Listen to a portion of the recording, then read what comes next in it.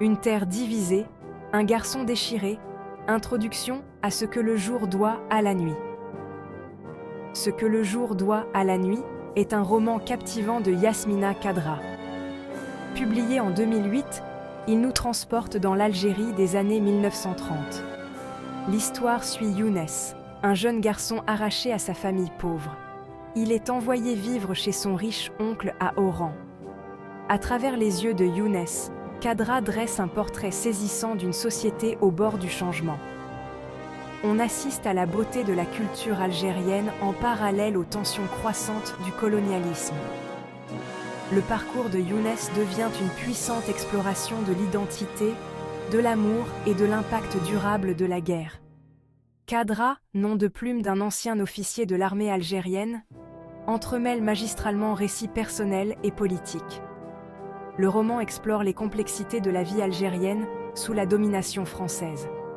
Il aborde des thèmes tels que l'amitié, la trahison et la lutte pour l'indépendance. À travers la transformation de Younes en Jonas, un nom qui reflète son assimilation à la culture européenne, Khadra examine les choix douloureux imposés aux individus pris entre deux mondes. Ce que le jour doit à la nuit n'est pas seulement un roman historique, c'est une histoire intemporelle sur le cœur humain. Il explore la quête universelle d'appartenance et la façon dont nos vies sont façonnées par le passé. La prose lyrique de Khadra et ses personnages profondément humains font de ce récit une histoire qui reste gravée dans l'esprit du lecteur bien après la dernière page. De Younes à Jonas, une transformation forgée dans la perte et l'espoir. Le voyage de Younes commence par des épreuves.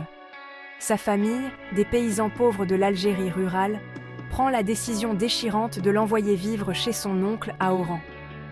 Ce déménagement est motivé par l'amour, un espoir désespéré d'une vie meilleure pour leur fils. Younes arrive dans la demeure cossue de son oncle, étranger dans un pays étrange. Il est immédiatement frappé par le contraste saisissant entre la richesse de son oncle et la pauvreté de sa famille. Cette disparité souligne les inégalités sociales et économiques qui imprègnent la société algérienne sous la domination française. Son oncle, pharmacien, incarne les complexités de l'identité algérienne à cette époque.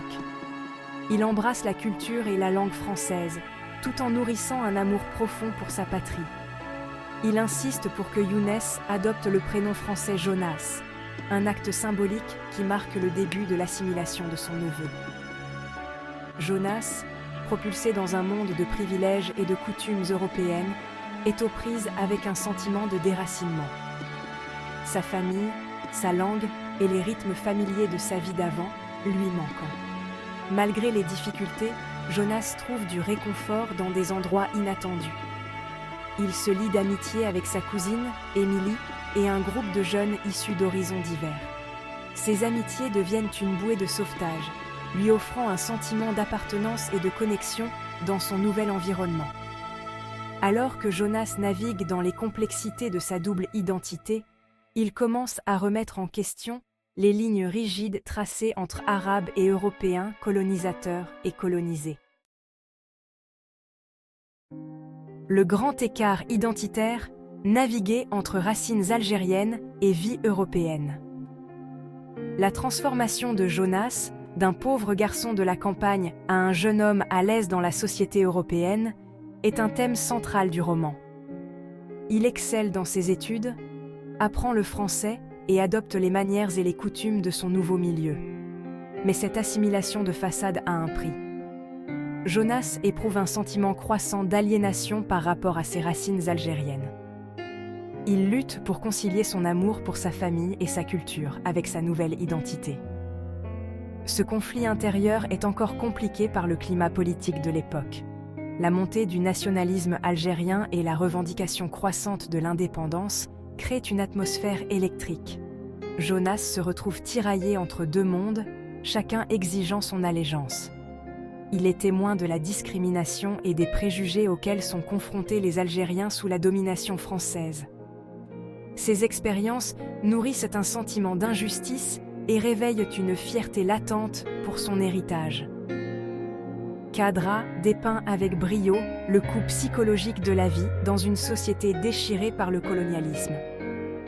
La lutte intérieure de Jonas reflète le conflit sociétal plus large, soulignant le coût humain de l'oppression et les complexités de la formation identitaire dans un monde fracturé.